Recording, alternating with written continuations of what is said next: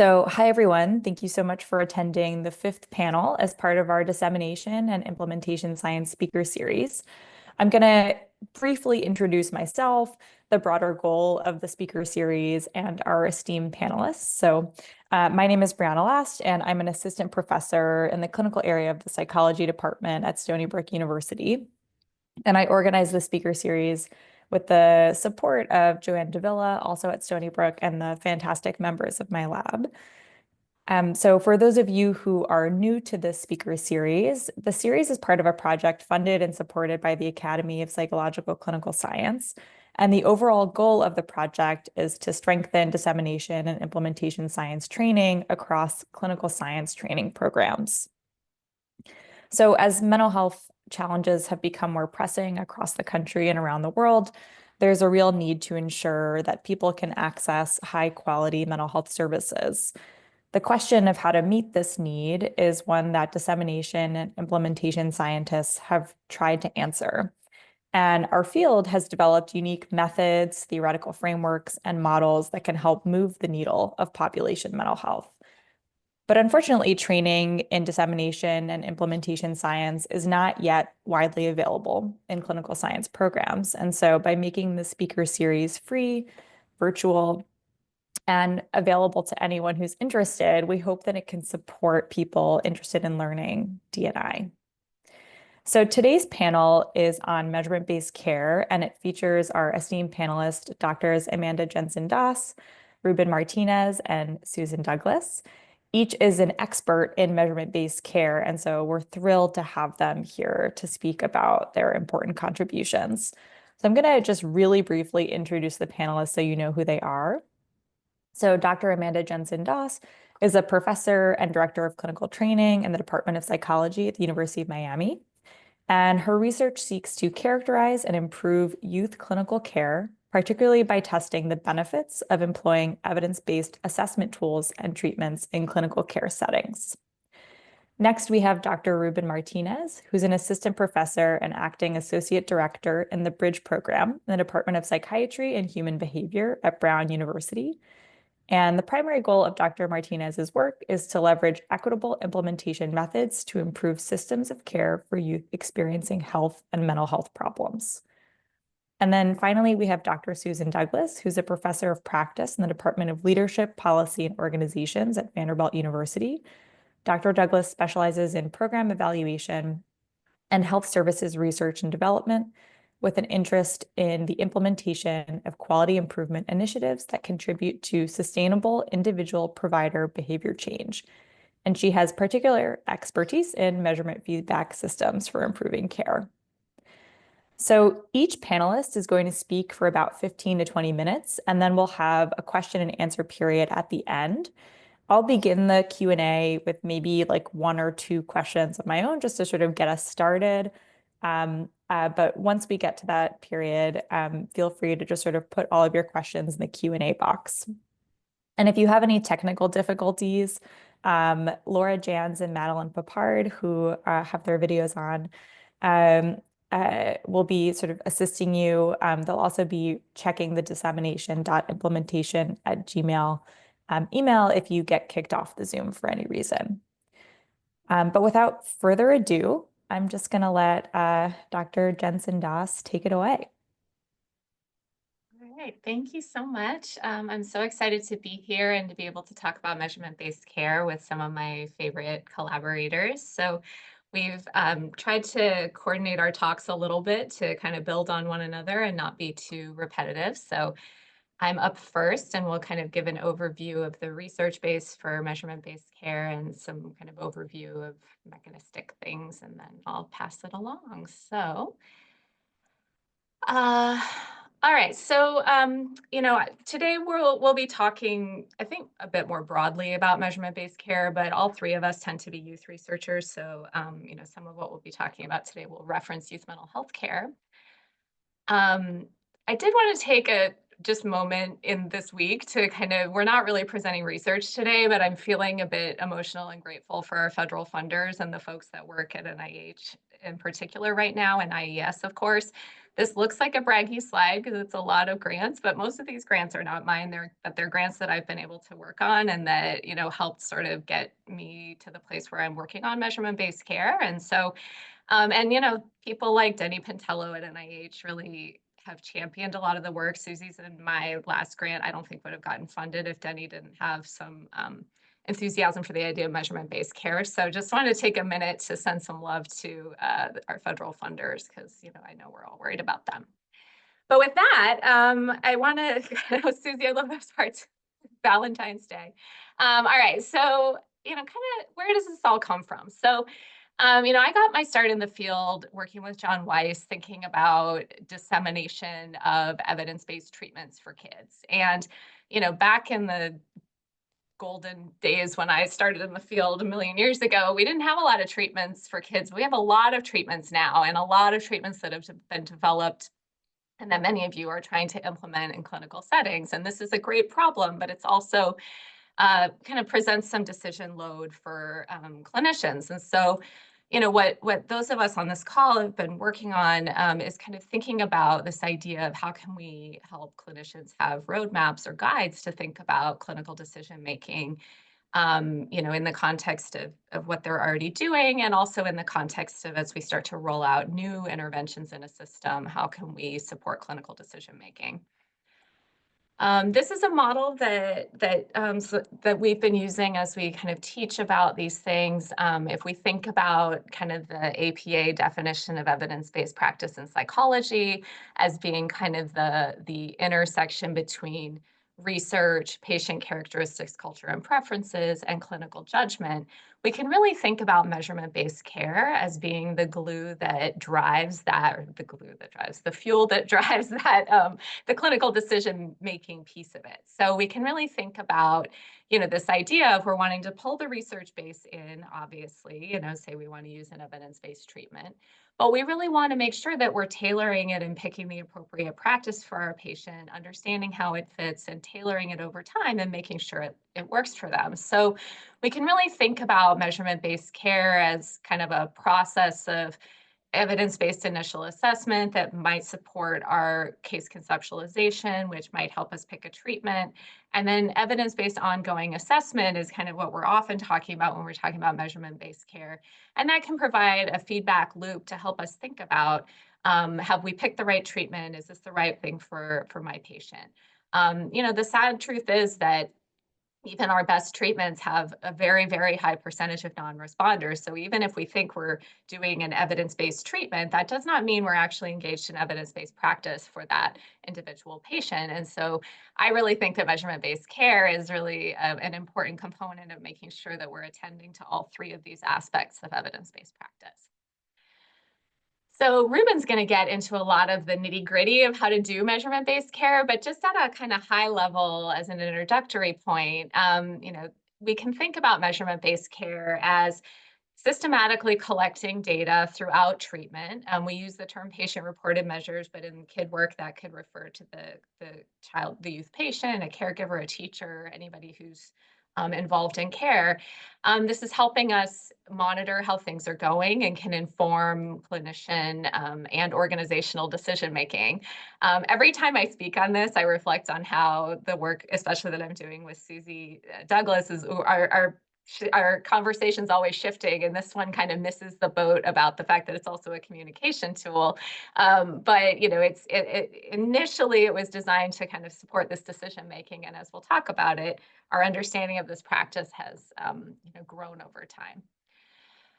And it's seen as an essential part of high quality evidence-based care. So there's lots of examples of places where measurement-based care is being held up as kind of essential. So it's not just our opinion that this is part of evidence-based practice. So APA has a professional practice guideline on evidence-based practice that talks about measurement-based care.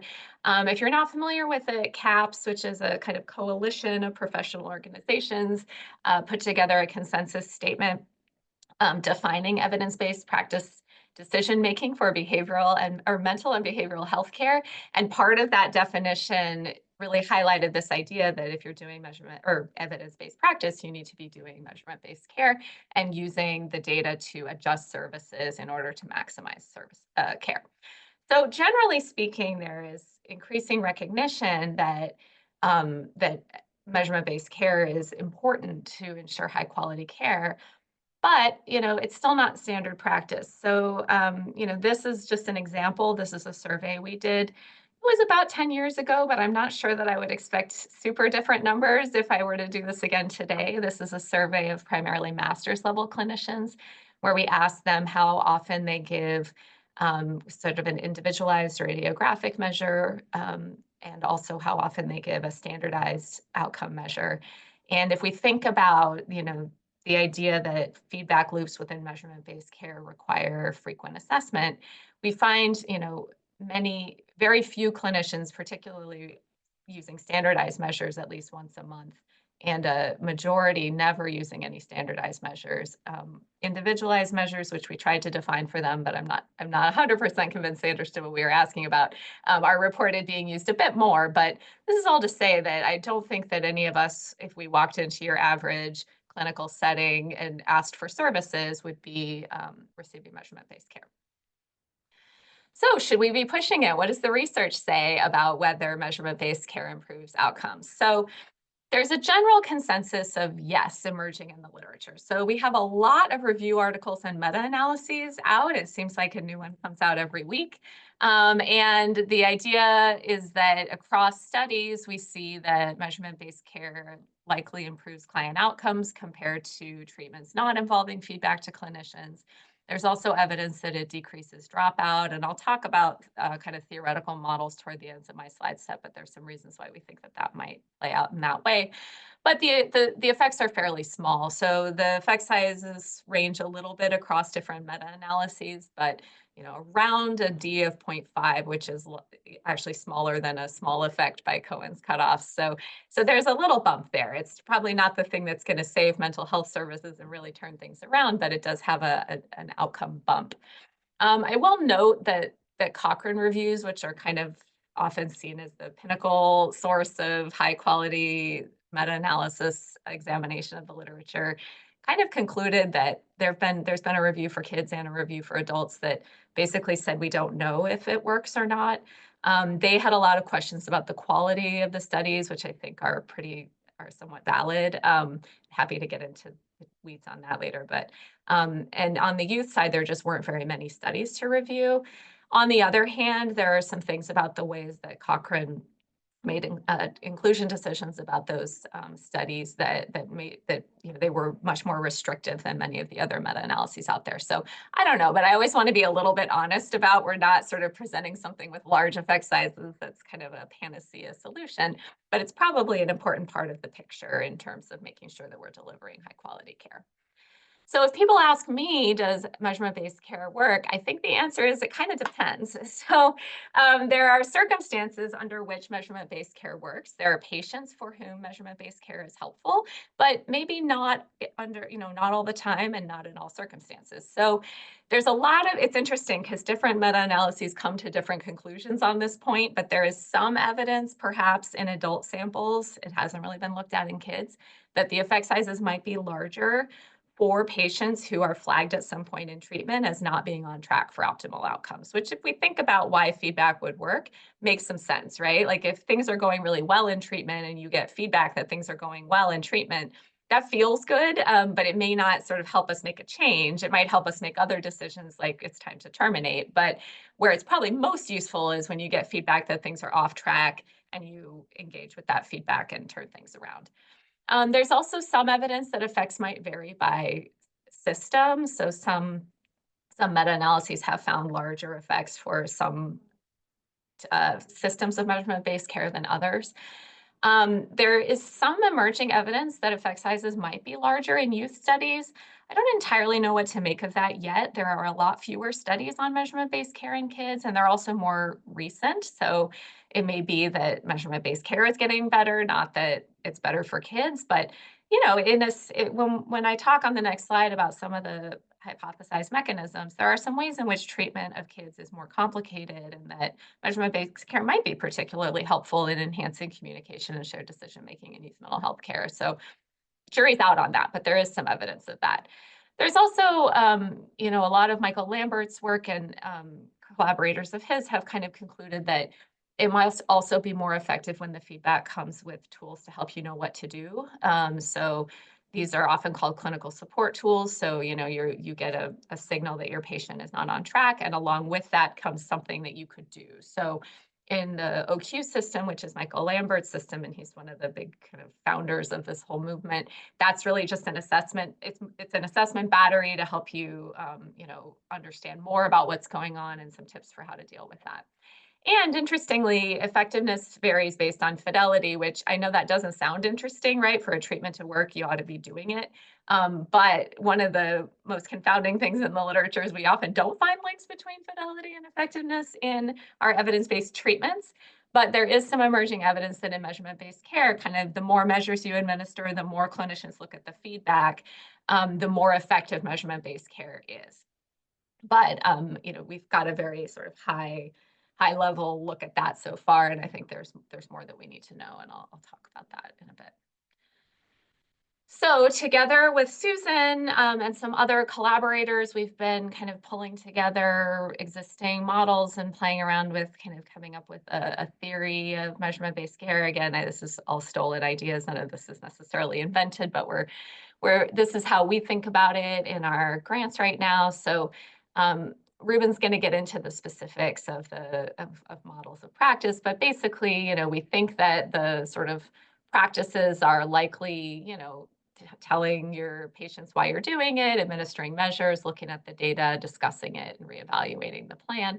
But that the key mechanisms are really at two levels. So at the clinician level, this can help, if clinicians notice feedback, accept it as true, and make the decision to change what they're doing, that probably is going to enhance care. So and then on the youth side, there is some evidence that we are hypothesizing that, if you have better data to help you use your treatments, our treatments themselves might work better. So if we're doing better CBT, maybe we'll see more action in the intervention targets. The quality of the relationship may be enhanced by these discussions together, particularly in session around progress, around goals. Are we working on the right things? The idea that people might then be more engaged in treatment. They're an active voice. Their clinician is attending to their feedback and trying to be responsive to it. And completing measures may help them better understand their problems, all of which might serve to improve symptom and functioning outcomes. So that's our detailing, but at the big picture level, what we think is happening is that this is helping us know when things are off track. There's pretty good literature showing that we all are really optimistic about how well treatment's going, and we tend to not detect those cases on our own. So this can help us with that. And then we can use that data to adapt and tailor an individualized treatment. And also, it's a tool to improve our patient and provider communication. So again, we'll let Ruben get into kind of the detaily things on what this actually looks like. But at a big picture, this is what we think is going on in terms of mechanisms or why it might work.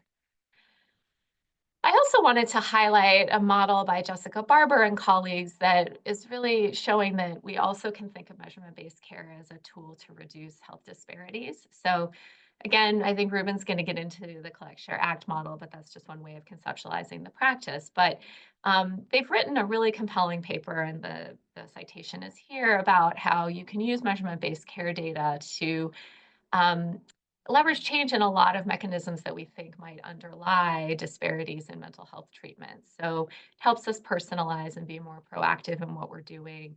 It can increase mental health literacy and treatment engagement. That kind of collaborative and communication and decision making can enhance alliance.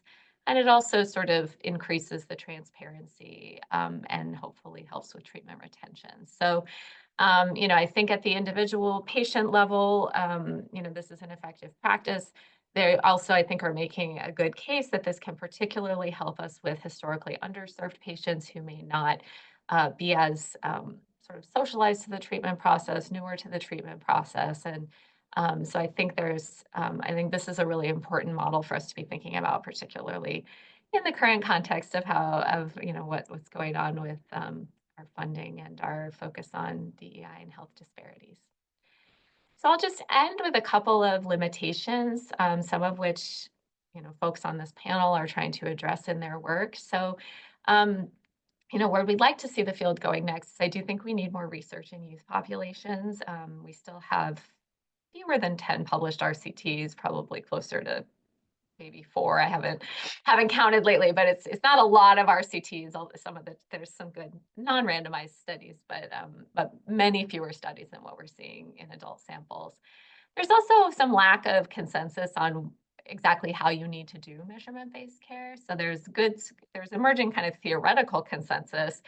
But for example, we don't actually know if bringing the data into the session and discussing it together is essential. Many of us think it is, but that's not really how the original models were set up. They were really set up around clinical decision making. So, we have a lack of comparative effectiveness studies. So, people don't compare different approaches to measurement-based care. So it's hard to know which one works the best. We also don't really know what to do in the room. So I mentioned those fidelity findings, but those are really focused on like digital data from the measurement feedback systems showing, did a measure get completed and did a measure get opened? But we don't really know what happened from there, and particularly how clinicians might be engaging with patients in the room. And as Susie will be talking about in the third talk, there's also a real need for us to think about this implementation gap. So, we've got this great practice, not a lot of people are using it. That's an implementation science question and a dissemination question. And so there's a lot of work to be done there as well. So with that, I think I will stop and pass the baton on to Susie. Oh, no, sorry, Ruben. Sorry, I think I scared both of them right there. Go for it, Ruben. All right.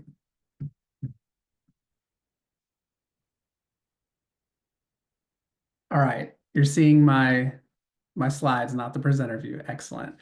It is so great to be here today with you all. Happy Valentine's Day. I'm really, really excited to be able to talk more about the clinical practice of measurement-based care.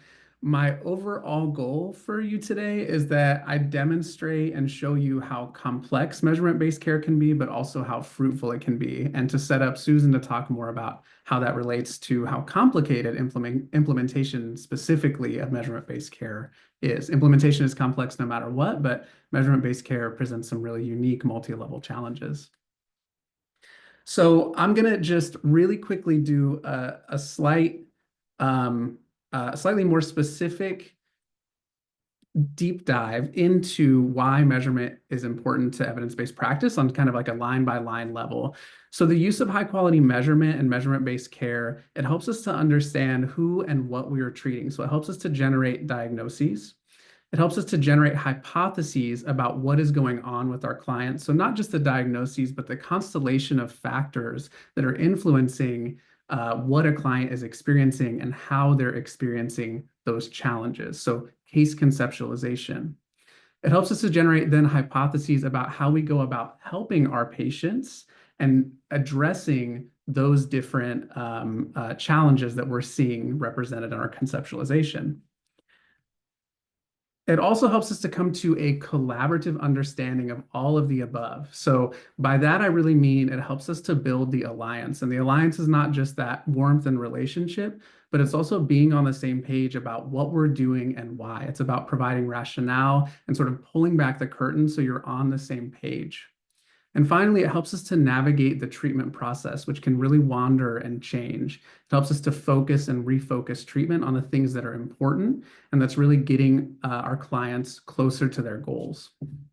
So I am going to talk about really specifically, what does that look like then? So this was the sort of the original Collect, Share, Act model that Mandy had referenced before. Right after that came out, there was an addition by Liz Connors that really broke apart the introduce piece from the collect piece. So really emphasizing that introducing is its own category of behaviors and things that therapists need to do before you start collecting measures. In no other area of modern psychotherapy do we do things without providing rationale. And this is the same in measurement-based care. We should be providing rationale for what we're doing and why we're doing it. So I'm going to walk you through what a therapist needs to do to be able to do this kind of practice. And we're going to do some like keys to practice, but this is not a practice focused. I'm not teaching you how to do it necessarily. I'm trying to demonstrate how many steps a clinician has to go through. So first, we have to be able to introduce, a clinician has to be able to introduce both the rationale for measurement-based care broadly and also for the questionnaire at hand or set of questionnaires at hand. We then have to collect those measures. So we have to know how often we're supposed to actually collect them, and then also work with clients to have a plan for administration. We also want to select measures. Clinicians must select measures that are relevant, that are meaningful, and that are really going to represent the change that you're going after when we're talking about things like our case conceptualization and treatment planning. After that, clinicians then must share those results. So in between, clinicians have to interpret and understand what those data mean, what the responses on the questionnaire mean, and then finally report that to the client. So explain what that means to them in plain language, discuss the match of that to their subjective experience. So does what I'm reading in this measure represent what you're feeling, what you're experiencing? Clinicians must be able to educate, and I think this is something that happens throughout, but educate on any sort of confusion in terms of items. Anyone who's administered any questionnaire has been asked a question about a questionnaire. Really famously for me is the pediatric symptom checklist. There's a question, acts as if driven by a motor, and like 75% of every person who I've ever filled it out with is like, what does that mean? Okay, so this is something you have to understand. You have to understand what these items means and what they represent. Finally, clinicians must capture the data in the note or some other electronic health or medical record system. So that's the share piece. And then we must be able to act on those things. So acting on it is one of the most important, but also least understood and least studied parts of measurement-based care.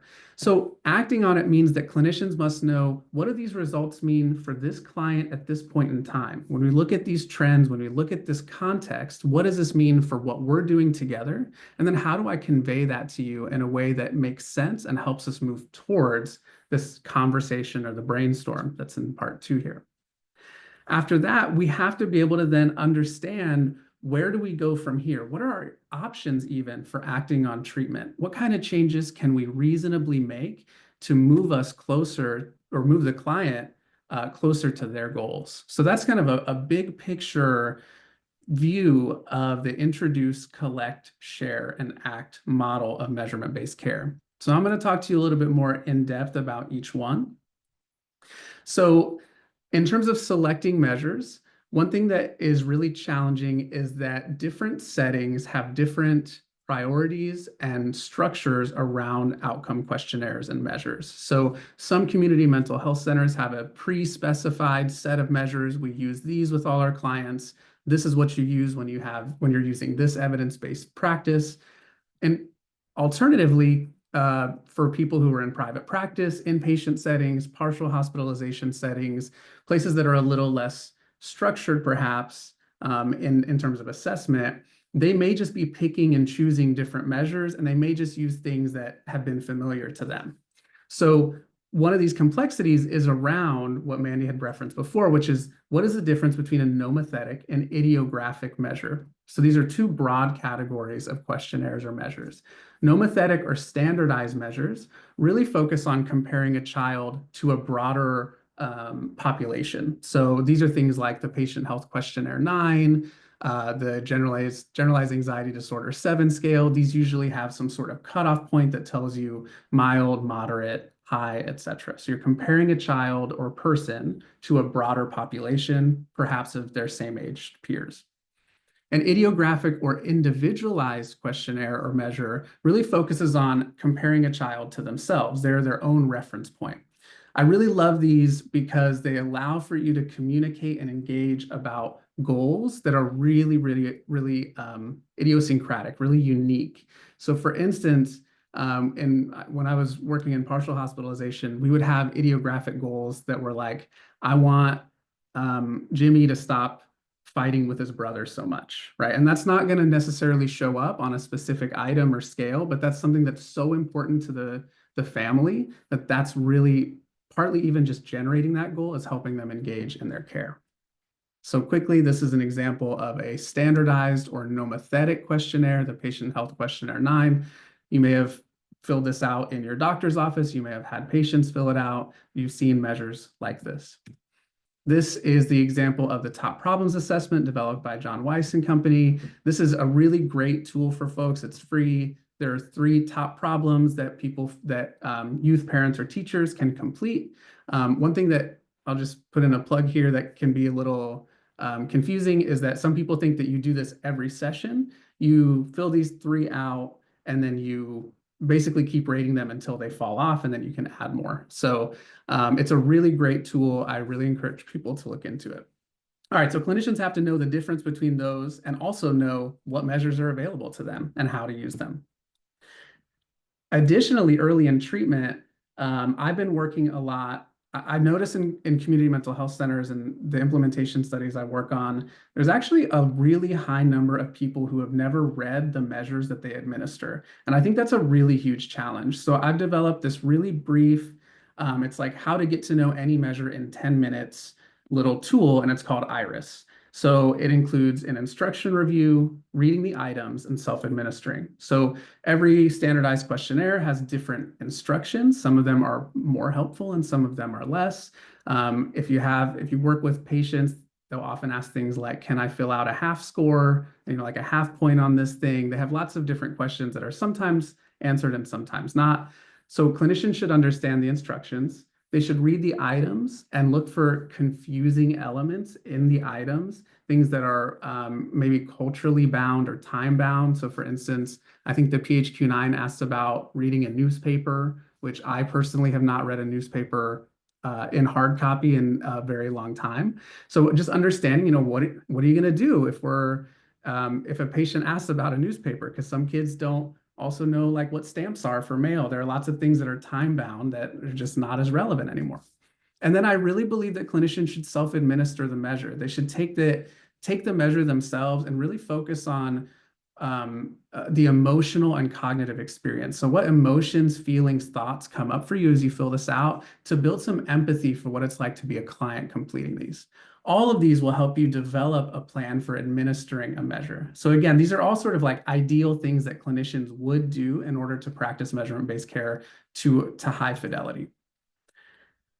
Clinicians must be able to introduce the psychoeducation, the rationale for measurement-based care and measures themselves. And I'll show you an example script that I've worked with clinics on before, but really introducing the purpose of measurement-based care, the frequency, how often this will happen, what's going to happen with the questionnaires.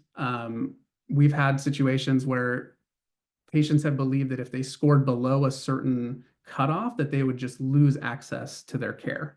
Right. And that's a misconception. And that's from not providing really good psychoeducation about what we use these scores for. So here's a script.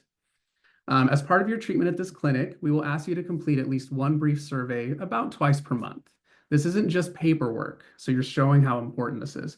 Your answers will help me understand what you're experiencing and how we can change treatment to meet your needs. We ask you to fill these out more than once because they help us track changes over time and to see if any treatment adjustments are needed. This is kind of like how your medical doctor checks your blood pressure and temperature at medical appointments. We want you to answer honestly. There are no wrong answers. Do you have any questions? So this is the kind of complexity that comes with the psychoeducation around measurement-based care on top of the psychoed that you're giving for any sort of treatment that you're providing. In terms of administering the measures, it's really important that therapists understand the measure well enough that they know what a mild, moderate, severe score is, and then how to explain that to their clients. There is no worse feeling than going to the doctor's office and they take your blood pressure and they're like, okay, it was like 130/70. And you're like, okay, am I going to die? Like, is that good? Is it bad? I have no idea. Clinicians must be able to really provide concise and understandable psychoeducation around what that measure means and what it means for them right then, and also their course of treatment. And so I'm not going to talk much about this, but clinicians also must then be able to understand the measurement feedback system that's being used in their setting. So measurement feedback systems come in all shapes and sizes. There are whole organizations focused on developing and implementing and scaling measurement feedback systems. These provide a picture of progress over time. And people really, clinicians and clients really like to see this change, the change that happens in their outcome questionnaires over time. What is complicated about this is that many places use many different types of measurement feedback systems, and oftentimes it's an additional technical and technological challenge to implement them. So I'm going to let Susan talk more about some of those, what that means, but just to show you a picture of what these might look like. This is from Chorpita et al. 2016, and this is a dashboard or measurement feedback system that is based on match and map. And so here you can see the different measures over time, the change, the trend, and they have an additional way of tracking what are the actual interventions, the modules being delivered at each time point. So it can help therapists really think through what is happening in a session and over the course of treatment. That's just one example. There are a lot of these, and there's a lot of commercialization of these systems now. All right, so we've introduced, we've collected, now we're discussing, we're sharing with clients. Clinicians are able to do a lot of different things, but understanding, you can sort of see how this is a pyramid, right? And so you have to introduce it to then be able to collect it, and then you have to understand all of it to be able to share and discuss these things in a way that's meaningful for treatment. And I think that's where we've put the cart before the horse in measurement-based care a little bit, is that we haven't focused on really understanding what it takes to train people before we're focusing on some of the implementation outcomes and clinical outcomes, because I don't think we totally know how people learn how to do this complex system. So clinicians can discuss things like specific items or symptoms. You can actually use these items in a way that helps your clinical practice by clarifying and expanding on what clients are answering and how they're answering. Discussing differences in reporting from week to week using something like a measurement feedback system. Clinicians can discuss discrepancies between reporters. So parents and children often answer things very differently. And often what we find in certain types of treatment, for instance, in anxiety and OCD, is that you see discrepancies that change over time as a result of what's actually happening in treatment. So as insight grows for something like OCD and anxiety, we often see a spike in symptoms, not because they're getting worse, but because insight into them is getting worse. That understanding, or sorry, insight is getting better, so they're rating things more highly. So understanding how these patterns play out is also part of the clinical competence of doing measurement-based care. We can also discuss things like the alliance, engagement, and expectations and progress. So we've done all of that, and now we have to act on it. Now we have to do something with the data. The whole purpose of collecting this data is not just to collect it. This is not a research project. This is about improving patients' lives. So what can you do to act on the data you're collecting? When I train people, I think of these in two broad swaths of things. There's a micro change. So what can you do in this session right now to make a change? These little things that you might adjust. And then there are macro changes. So what are the changes that you can make to the treatment course itself? So I'll give you some examples of each one of those. So in terms of micro changes, you might think about things like revisiting materials, increasing or decreasing the pacing of how you're delivering specific materials. You might think about, in terms of format, maybe a kiddo or a person likes writing more. Maybe they like speaking more, maybe understanding a little bit more and revisiting the format that you're delivering your intervention materials in might be helpful. Adding more media, so bringing in videos, cartoons, books, etc., and really trying to match the content with the way that the person you're working with likes to be engaged.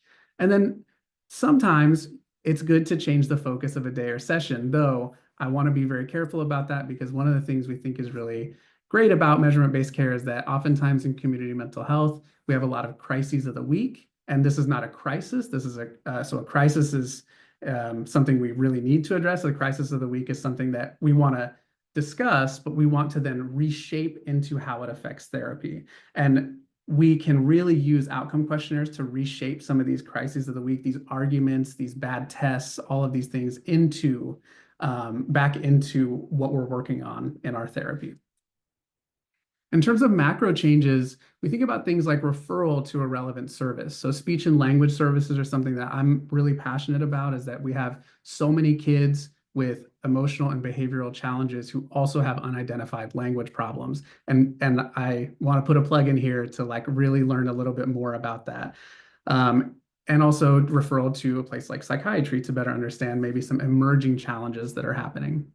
A collaborative reconceptualization of goals and targets, and to better understand your conceptualization together of what's going on can be really helpful in the ACT phase.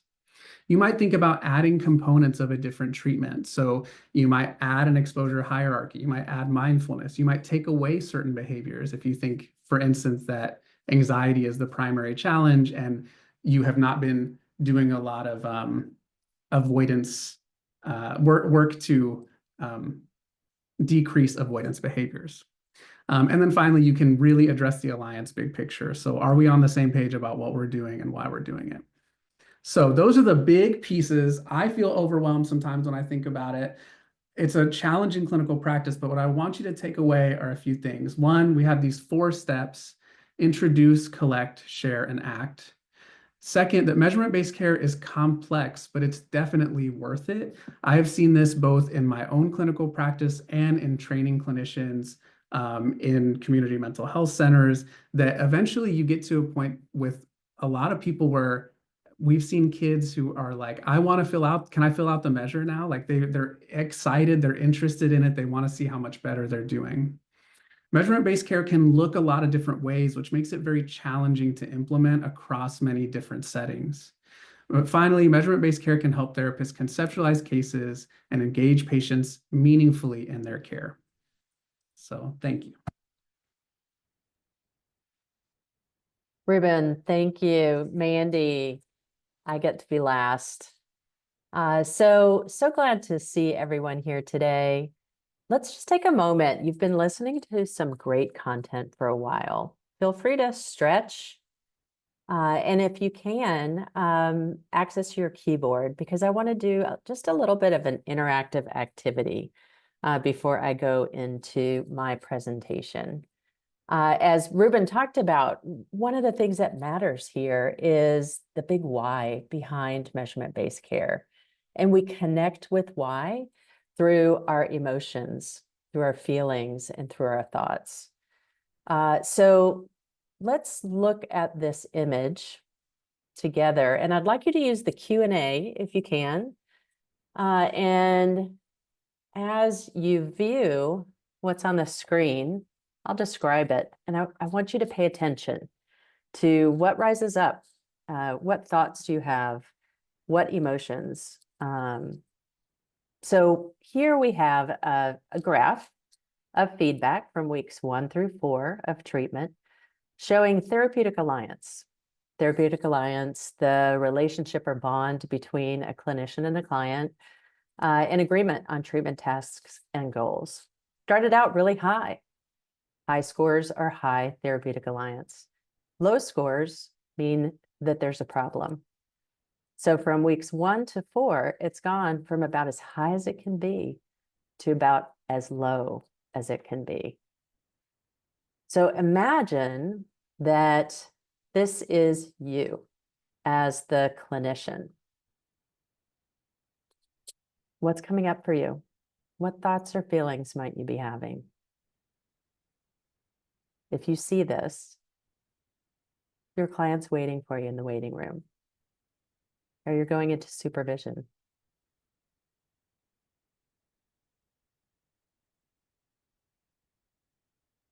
What about if you're a client and your clinician turns their screen around? What might be coming up for you?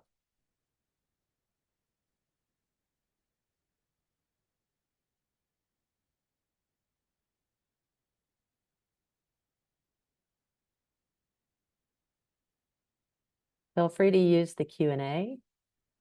Do I see some things coming up at the chat, Brianna? The chat's working. Okay. I'm in a borrowed office with borrowed screens. So let me see if I can, there we go.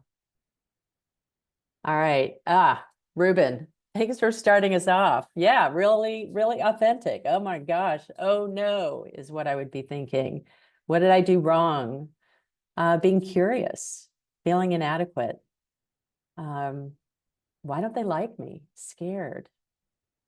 You could also get defensive. Joseph, as a client, maybe feeling validated and wanting to have a conversation. But I hope, there's no one right answer here. Thank you for these responses. The goal with this was to get you to connect to the idea that while we see data as signals, ultimately they have to be interpreted through the human lens of experience. So how we feel about data really matters. David Weinberger writes in the area of the data information knowledge wisdom gap. And this is actually an article from the Harvard Business Review, where he talks about when we're trying to create dashboards, and measurement-based care is a kind of a dashboard. It's not just about our focus on what the data are, what measures should be included, what signals should be on the feedback screen, but it's really remembering that interpreting data is a really complex process, and it's social, goal-driven, contextual, and culturally bound. It's not just about getting clean data. It's about how scores get translated through our creative and complex minds. Mandy and I wrote a paper a few years ago, and we included a couple of case examples. I interviewed this clinician, and it's such a great opportunity for us to see how an experienced measurement-based care user responds to a therapeutic alliance score that gets as low as it can in week 4. I asked her, how did this make you feel when you saw how low the score was? And she said, it was such a clear signal that he was trying to tell me something. We had moved too fast in this treatment plan to reduce time on video games, increase time at school. I'll just leave it at that. He didn't have the coping mechanisms built up yet. He wasn't ready. And so she saw this as an excellent opportunity for what Ruben talked about as a macro change, to use this as a way to reshape the crisis and be able to collaborate on, hey, what do you think we should do? This is our goal. How can we get there? So this is part of what makes measurement-based care so complex, is the mechanisms of implementation are so connected to the mechanisms of action. So what I want to talk about, coming from a systems perspective like I do, is navigating the VUCA context of measurement-based care implementation. VUCA is a term we use in the business community. I don't know how familiar it is to you, so I'll just briefly introduce it. But let's keep it in mind as we think about some of this content that you've heard so far, and as we think about implementation. So it's volatile, uncertain, complex, and ambiguous. Measurement-based care is volatile. The context in which it happens is volatile. In today's healthcare system, there are a lot of sudden shifts or things that are coming in from the outside that influence how care is delivered and how we might think about using measurement-based care. The world is also uncertain. You can have difficulty predicting what's going to happen next. So like Ruben said, sometimes things are going to get worse before they get better. Are you prepared for that? We also live in a complex world, and that's one of the main points that I want to make today. It makes it so difficult, as Mandy said, to really do great research on implementation of measurement-based care, because It's not just what's happening at different levels of the system, it's the connections between them and the dynamic nature of them that matters. And then one of the things that we know about mental health care is that it's an incredibly ambiguous profession. I wish I were a plumber sometimes, because when you're, working on a pipe, right away how things are going. But in mental health treatment, we have a difficult time understanding or predicting how things are going to go. So if we live in this VUCA world, let's think about measurement-based care in the context of that. And I just use the consolidated framework for implementation research, CFIR here. A lot of references here. This is probably familiar to many of you. And it helps us to think about organizing some of the complexity of measurement-based care implementation. CFIR has these 5 components: the characteristics of the innovation itself, measurement-based care, the outer setting, the inner setting, people, and process. So I'll go through these one by one. So barriers to care, barriers to using measurement-based care from a people perspective. So we really focus in on the end users. The point of service where measurement-based care really matters is in that interaction between the client and the clinician. These are well-established barriers, and we've been writing about them for a while. That, from the client side, Mandy and I just had a 4-year project where we figured out that I think it was 30% of our population not only didn't have access to Wi-Fi at home, didn't have access to cell service in their homes. So the logistical aspects and accessibility aspects of using measurement-based care from a client perspective are pretty high. It's also that engagement aspect. We've heard often over the years from different systems that clients get frustrated. You're asking me the same questions week after week. They need to be reminded of that rationale, why we're doing that. Or perhaps we find ways to use a battery approach and ask different sets of questions. Or they don't understand the value. It's just like informed consent. It's not something that we do once, one and done. The rationale for measurement-based care is something that's going to develop over time. And then finally, privacy concerns. Where are these data going to be going? Who's going to see them? Is my health insurance company going to see them? And on the clinician side, they're mirrored, these kind of barriers. One of the biggest really is the integration of measurement-based care into the existing workflow. I tell you, back in 2005, when I first started working in the area of measurement-based care implementation, I thought it was simple.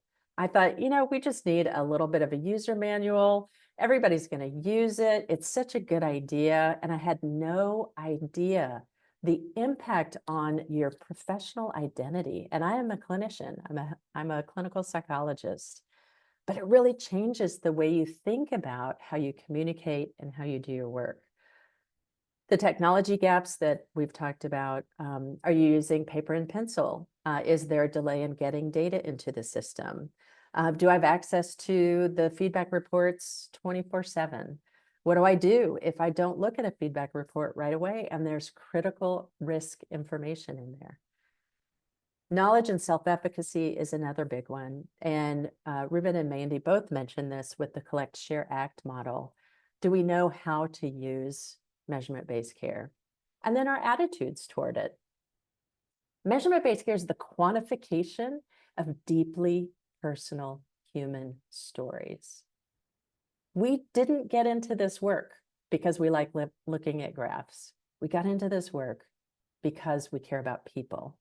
So attitudes are not necessarily a form of resistance to measurement-based care. I think they're pretty reasonable, and we need to figure out how do we talk about measurement-based care and how do we integrate it into a workflow in a way that really creates a meaningful change. And then finally, data use concerns. Who's going to look at my aggregated measurement-based care data? Is it going to be used in my performance reviews? These are all relevant barriers to using measurement-based care at a people level. And then at the setting level, inside the organization, how do we select measures? Whose voice matters when we select measures? Are we going to be able to aggregate measures so we can learn about our programs? Having the resources to implement the kind of training and ongoing support for a complex intervention like this, it's expensive in time and people and money. And then we have what's already happening within the organization around the high rate of staff turnover in mental health care. What does the leadership and management support look like? Is this something that's up to the clinicians to do, or is it something where there's a top-down expectation? And then what are our agency norms and culture and climate around data? How do we use data at a top level? How do we use data informed decision-making in supervision? And then our healthcare system here in the United States, it's fractured. We have a lot of different ways of reimbursing. There's a lack of incentives from third-party payers for measurement-based care. And there's a lack of consensus on what to measure and why. How do we integrate this amazing foundation of systematic information and actionable knowledge to be able to create a learning healthcare system when we're still having individual understanding of what the role of measurement-based care is? So we need to come together as a field. And then finally, barriers related to the innovation and to the process. So I'm not going to go over the characteristics of measurement-based care too much because Mandy and Ruben have already done that. But it's that introduce, collect, share, act model. There are a lot of different challenges based on the kind of technology, the kind of measures, how things are implemented, what the workflow looks like. And then at a very high level, on the process side, the barriers are often the lack of the why. We often focus on the what and the how, but too little focus on that rationale. So let's look at what this looks like, this dynamic and interconnected across levels. Some research that I did recently with a consortium of international researchers in measurement-based care. We interviewed leaders and supervisors, as well as a few clinicians in 9 different agencies in 3 different countries.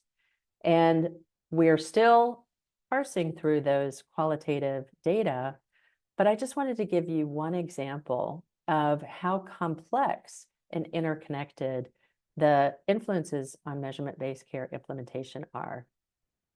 So I think in the Netherlands, a manager says, I happened to walk in on a conversation in the break room.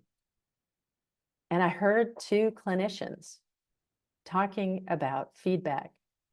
They didn't pay attention to me. They forgot I was a manager. And they kept talking about it and said, I don't do it because I don't feel personally responsible for it. And so as this manager heard this conversation, they thought, now I get it. So I, as a leader of this company, am going to make you feel personally responsible for doing measurement-based care.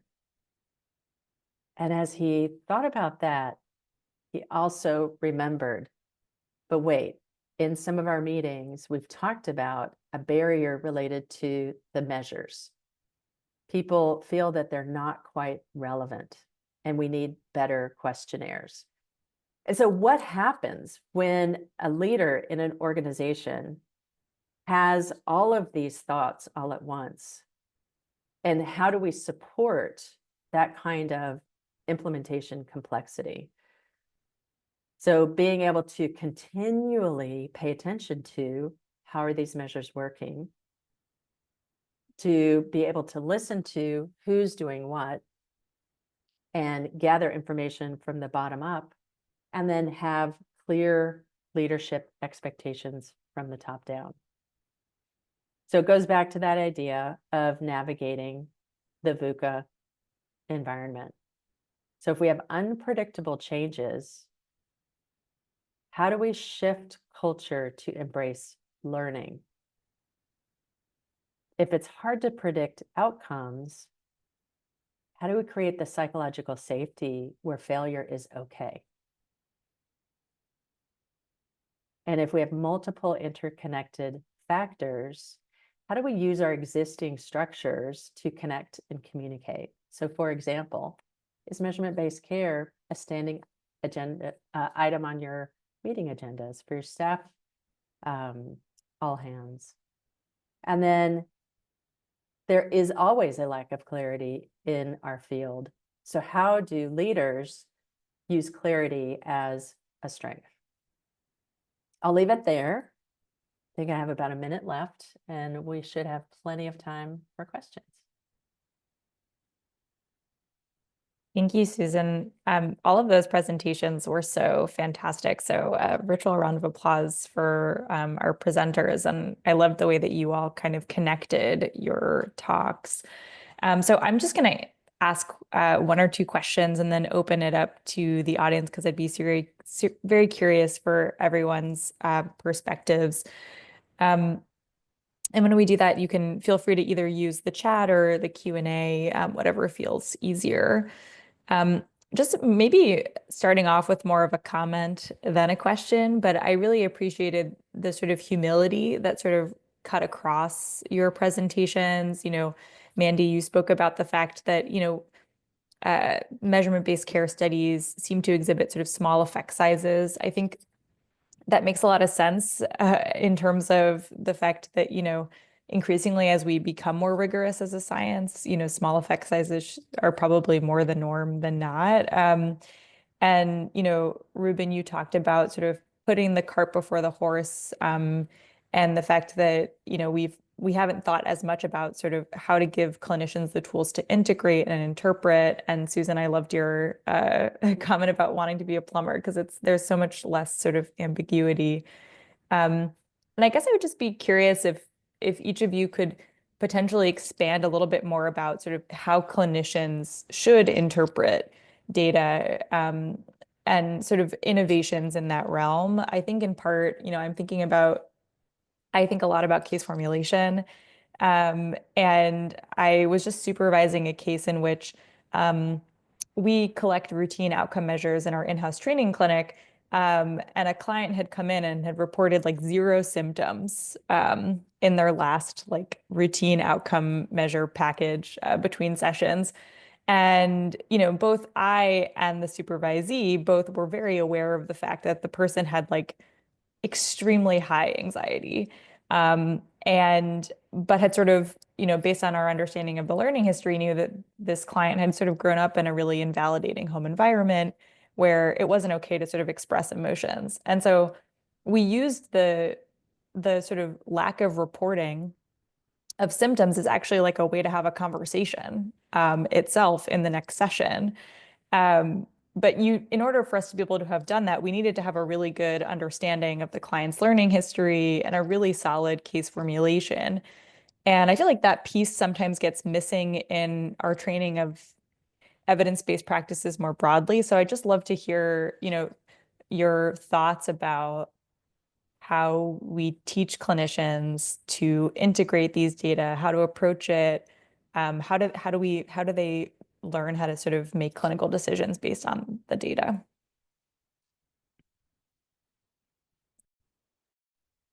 I can go first, although I might steal. Susie always talks about kind of getting curious about the data, which I think is a good orientation. And also, I think I struggle a little bit with this, like, you know, what we often talk about in training is situations like what you talked about, Brianna, where the data might be ambiguous or inconsistent with what we know. So, you know, in a very concrete way, you know, we'll show kind of like what Susie did, but I would say if we see a report where symptoms are going up over the first 4 sessions, like, what does that mean? Are they deteriorating? Are they trusting us more and reporting more? Are they gaining insight? All 3 of those things are possible. And so the report doesn't tell you what's happening in your case. And you do have to lead with your case conceptualization and share data to understand it. And at the same time, that orientation can sometimes get in the way of us benefiting from feedback because it does make it a little bit easier for us to discount it, right? So I think it's, it's both sides of it, right? I just did a lecture in my assessment class here for our first year students about kind of debiasing strategies and kind of trying to think about being curious about the data and considering all the possibilities, right? So especially whatever interpretation feels the most comfortable to us, we probably want to just take a moment to consider the opposite and kind of think through all the possibilities collaboratively with our patients to kind of work it through. But it sounds like what you did is exactly what we train people to do. So in some ways, you also answered your own question. Mandy, oh, go ahead, Ruben. No, go ahead, Susan. Oh, I was just going to say, yeah, be curious. In human-centered design, one of my favorite mottos really is fall in love with the problem, not the solution. And so if we fall in love with the curiosity, the questions, the hypotheses that immediately begin to form when we see a signal that we have to interpret, it doesn't really make sense. It's not consistent with our lived experience. I think that helps us immediately run up against our biases. Don't we all talk about subjective data and objective data, and as if objective data somehow are better than subjective? Yet when we're talking about people's human stories being represented on a graph, you're really combining the two and turning it into a conversation for shared understanding and learning, I think can be critical. We had a case of someone who had generalized anxiety disorder, and they loved the graph so much. They said, you can see how I feel for the first time. And so it's finding, like Ruben said, the language that makes a difference, and having that conversation around what does this mean? How do we interpret it? I love that. I love that. You actually said the word that I was thinking about, which is hypothesis. And, as clinicians, generally, we're generating hypotheses all the time about what we think is happening. I think what's really important for clinicians to know are the range of possible reasons that we may take for granted that people don't answer in a way we might expect. So I worked in primary care for a long time. There were a lot of people in primary care who could not read, or they could not read in English, right? And we're giving these, perhaps maybe a parent of a Spanish-speaking parent, a measure that they may not totally understand. And that's one possible reason why that happens. There are so many different reasons why people respond the way they respond, and generating hypotheses, being curious, and then connecting that with that alliance piece, with the psychoeducation, with the rationale, and getting on the same page about what we're doing and why. I think that is really the powerful thing that we as clinicians can do to help people answer in a way that represents something that's helpful for moving forward in treatment and therapy. And being really humble about that too, right? I think it's the more burned out we get, the more busy we get, the more likely we are to interpret things. I've worked with many clinicians who interpret this as like, oh, they just don't want to answer because they like they're rushing through the measure. Maybe that's true. Maybe it is. Maybe it's not, right? And exploring those different hypotheses is really fruitful, and it helps people feel really understood as clients. Yeah, that was really such a helpful overview of sort of how we can think about this. And I appreciate both points, right? Curiosity, and also the sort of debiasing point that you made, Mandy, about like maybe a cigar is just a cigar. Like we should at least consider that possibility that the person really is their experience is in accordance with what we're seeing in the measure as well. I'm curious I mean, I have so many more questions, but I'm curious if there's anyone in the audience who would like to ask any questions. Feel free to sort of put things in the chat, or if you'd like to raise your hand, you're welcome to do that. Just know that we are recording the talk, and so if you don't want your face on YouTube, I'd be happy to read out your question.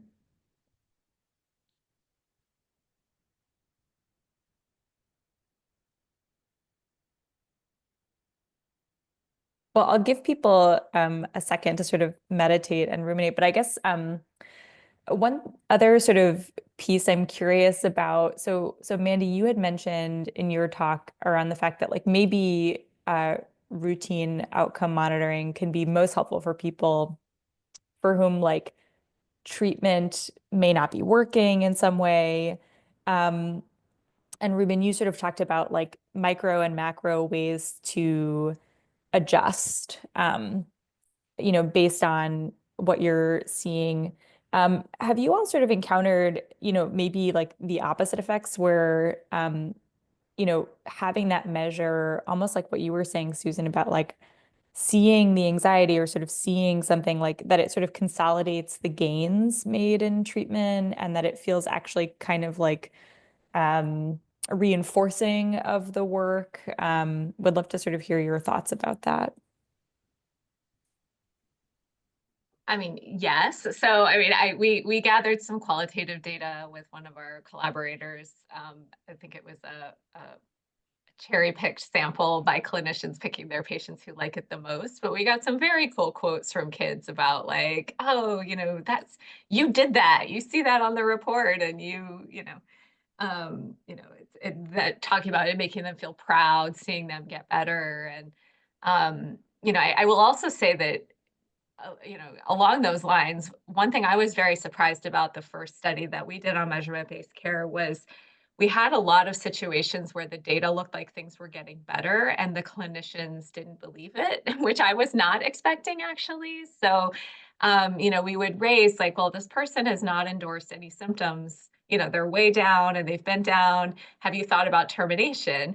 And we got a lot of sort of like, well, I think there might be other things going on, or, I want to make sure it sticks. And I do think that there is that another part of our mental health system is our clinicians get paid when people are coming, and kind of discharging folks who show up and are getting better is also hard. And so I think I've also been a little bit, I was not expecting to see people sort of not believing the positive feedback on the reports either. And to be fair, we didn't know what the right answer was, but I was surprised by how many conversations we had in our consultation calls about like, I wonder if this is a sign you could end services, and kind of the lack of enthusiasm for that we encountered sometimes. So those are just some thoughts that come to mind with your question. I have seen very similar things both in clinical practice and in research. And one area where I think this is really interesting is that I often make the argument that standardized questionnaires are not very good.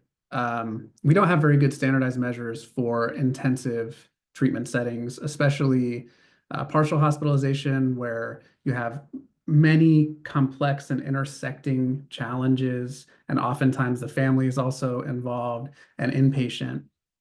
And we did an implementation study focused on doing top problems in partial hospitalization because we felt, as we saw these trends in the partial program, these standardized measures weren't changing very much. But the families were telling us, the clinicians were telling us, the teacher was telling us, yeah, these things are getting a lot better, but it wasn't represented in these very rigid standardized rating scales.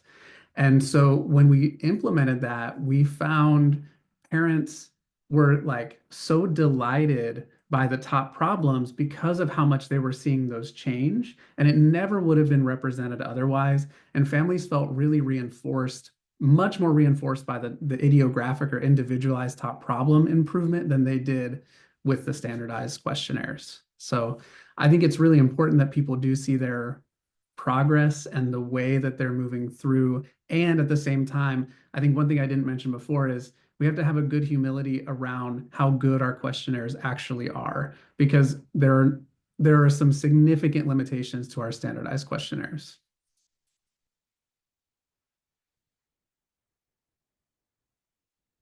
Yeah, those are really interesting observations and findings. Thank you so much for sharing that. It looks like we have some questions in the chat, so I'm happy to read them off. So the first one is, have you looked at progress monitoring in the school psychology literature? When we implement an intervention in the school system, behavior intervention, social skill groups, it is good practice to collect progress monitoring data through rating scales throughout the course of the intervention. The data then tell us if the intervention is working or if we need to pivot. Yeah, I think a lot of our, I don't know about, I mean, I can't speak for Susan and Mandy's work, but for my work, a lot of what we've done is complementary to what the measurement-based care in schools is looking like. I will say it's really interesting because schools are very different than community mental health centers, et cetera, in hospitals, partial hospitalization programs. And in implementation science, we often say context is queen. The context is extremely important. And we have learned so much, I think, from the school psychology setting. And at the same time, we have to respect how different measurement-based care is when it's implemented in so many different, across different contexts, I should say. Yeah, I don't think any of us are school-based experts, but there are people like Erin Lyon's done a lot of work on this space. Aram Nadim has done some work on this space in MBC in schools. So Elizabeth Connors has as well. So if folks are interested in that literature, I would encourage them to look there. Can I just put a plug in there, Mandy, too, is that we're actually doing a survey right now to ask about people's preferred names for measurement-based care, because progress monitoring, patient-reported outcomes, patient-centered research, measurement-based care, measurement-informed care, et cetera, et cetera, et cetera, et cetera, they're generally the same overarching, the same names for the same like general concepts of progress monitoring. And it is more likely to see progress monitoring as a term used in schools. The next question in the chat is, first, thank you for the fantastic talks. Mandy mentioned research suggesting that measurement-based care could be a promising tool for reducing disparities. At the same time, we've also heard about significant practical barriers like technology and training costs, which might make it more challenging to disseminate MBC in low resource settings. I'm curious about your take on this. I love this question. I'm going to just say a couple of things, Ruben, and I imagine turning it over to you might make sense. You know, I started out doing measurement-based care, drawing numbers and graphs on a piece of paper with my clients, and then we would revisit it each week. So this is before the idea of measurement-based care was really a thing back in the 1990s.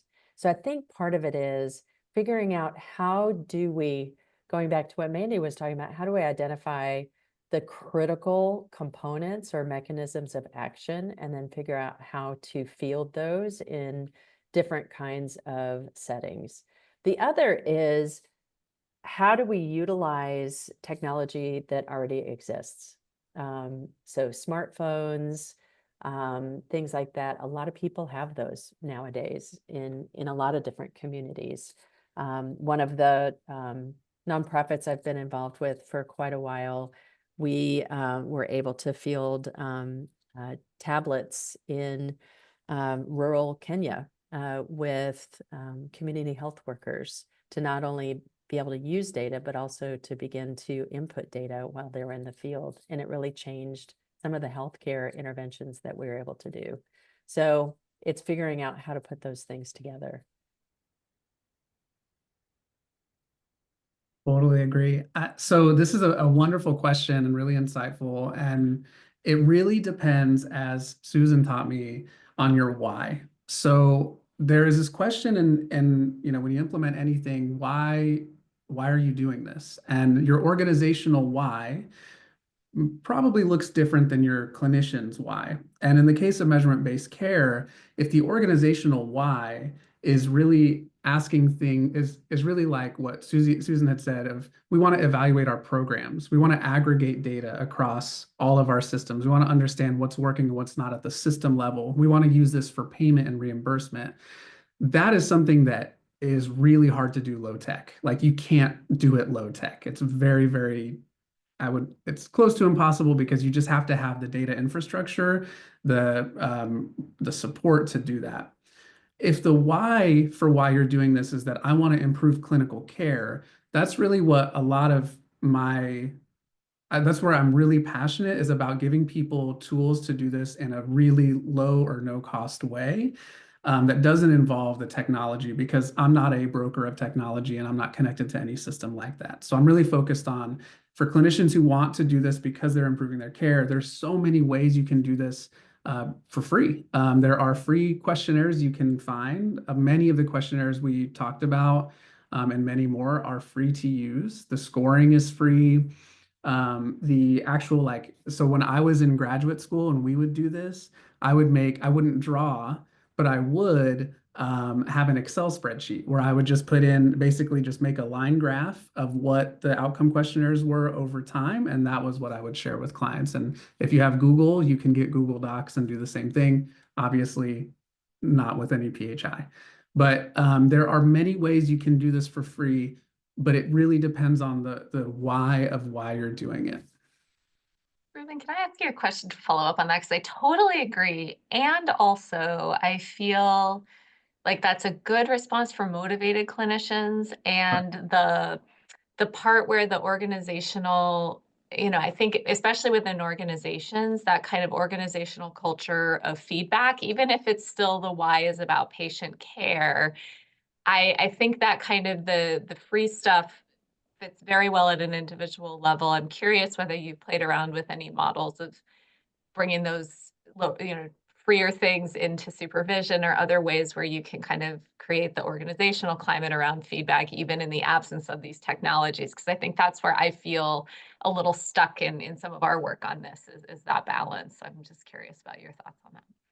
That's a great question. We have worked on, so in the most recent trial that we're doing data analysis on right now, it was in community mental health centers in the Western United States, and none of them had really robust EHR, or they weren't connected with any vendor for measurement-based care solutions.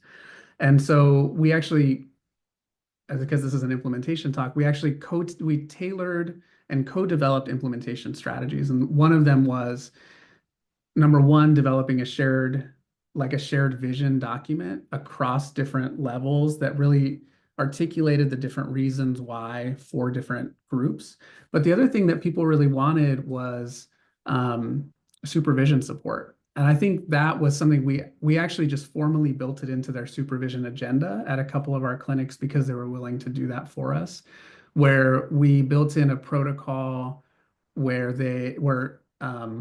obviously clinicians brought in their cases that were important, but we actually asked them formally to report out, because they were already reporting out on what they were doing in supervision, but just to report out on how they were looking at outcome questionnaires for their different clinicians with their clinicians.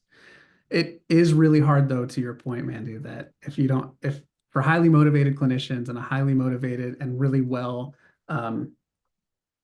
well-structured system that has clear expectations, it's much easier. The other thing that I want to point out that Susan talked about is that leadership in measurement-based care, and the way that those visions and values are articulated, it can make or break measurement-based care in a system. If you have the best possible system, motivated clinicians, and your leaders are not there for it, it can break the best system that you could possibly buy or build. Yeah, and can I just add to that? And then I see we have another question from Dylan.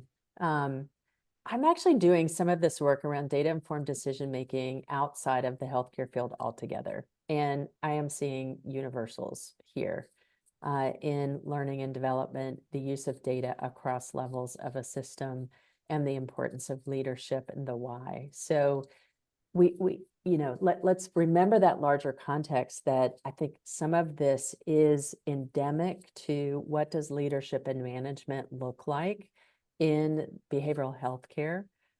What are the resources available for us to do our work, and to see this as a practice.